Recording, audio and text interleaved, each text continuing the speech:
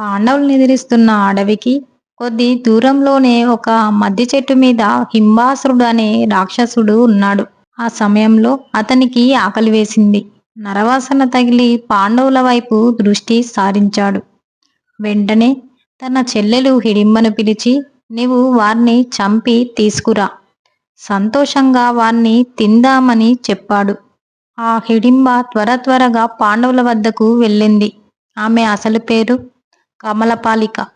అక్కడ వారందరూ నిద్రిస్తుండగా మహాబలవంతుడైన భీమసేనుడు మెలకువతో ఉండటం గమనించింది. భీముడి బలిష్టమైన శరీరం, అతని అందమైన రూపం చూసి తన ఆలోచన మారిపోయింది. హిడింబ అందమైన అమ్మాయిగా మారి చిరునవ్వు నవ్వుతూ భీముడి దగ్గరికి వెళ్ళి ఇలా అంటుంది. మీరెవరు? ఈ ఘోరారణ్యంలో ఎందుకున్నారు? ఈ అరణ్యంలో రాక్షసులు ఉంటారు. హిడింబాసురుడు అనే రాక్షసుడు ఈ ప్రక్కనే ఉన్నాడు. నేనతని చెల్లెల్ని. మీ మాంసం తినాలనే కోరికతోనే నన్ను ఇక్కడికి పంపాడు. నేను మీ సౌందర్యాన్ని చూసి మోహించాను.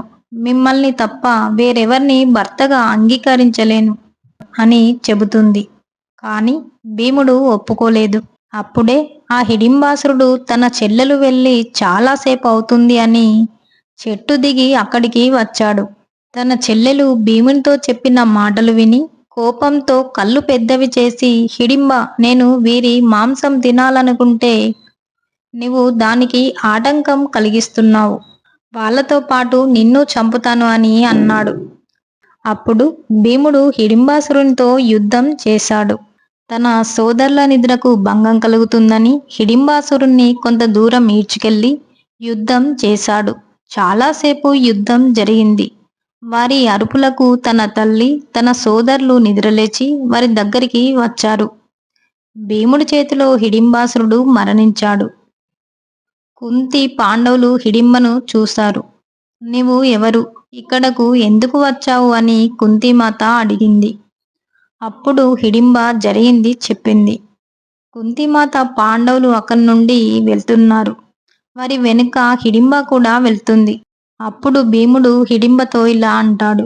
హిడింబ, నాకు తెలుసు, రాక్షసులు మోహిని విద్య చేత మాయలు ప్రయోగించి ముందుగా ప్రతీకారం తీర్చుకుంటారు. కాబట్టి పో, నీవు కూడా నీ అన్న వెంట వెళ్ళు అనగానే ధర్మరాజు, రామ రామ, కోపంతో అయినా అమ్మాయి మీద చెయ్యి ఎత్తకూడదు. శరీరాన్ని కాపాడుకోవడం కంటే ధర్మాన్ని కాపాడటం ముఖ్యం.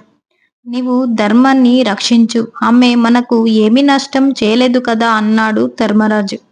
హిడింబ కుంతిమాతకి, ధర్మరాజుకు నమస్కరించి కుంతిమాతతో ఇలా అంటుంది. నేను మీ పుత్రుణ్ణి పతిగా కోరివచ్చాను అని చెప్పింది. అందరూ మాట్లాడుకొని హిడింబను భీమునికిచ్చి వివాహం చేయాలని నిశ్చయించారు. భీముడు ఒప్పుకున్నాడు. కానీ ఒక షరతు పెడతాడు. సంతానం కలిగే వరకు మాత్రమే హిడింబతో ఉంటానని మాట ఇచ్చాడు. దానికి హిడింబ కూడా అంగీకరించింది.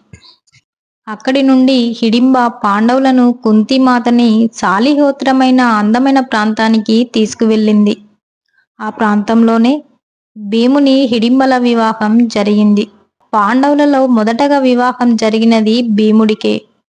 కొన్ని రోజుల తర్వాత భీముడికి హిడింబకి కొడుకు జన్మించాడు.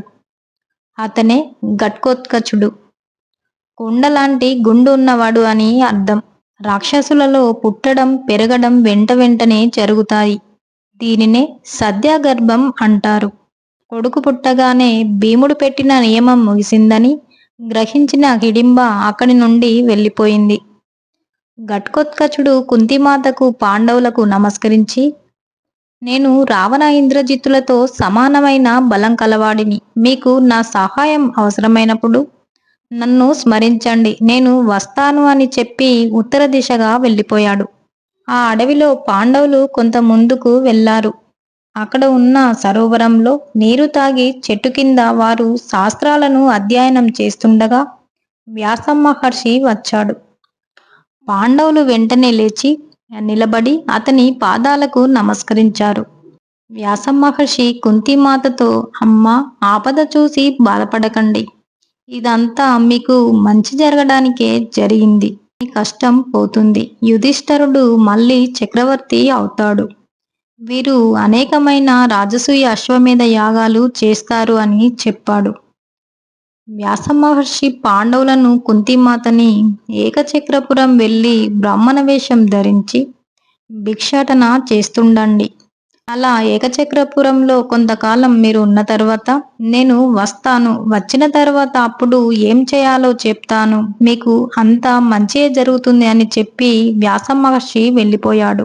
పాండవులు కుంతిమాత వ్యాసుడు చెప్పినట్టే ఏకచక్రపురానికి బ్రాహ్మణ వేషంలో వెళ్లారు. ఒక బ్రాహ్మణ్ణి ఇంట్లో ఉంటూ భిక్షాటన చేస్తున్నారు.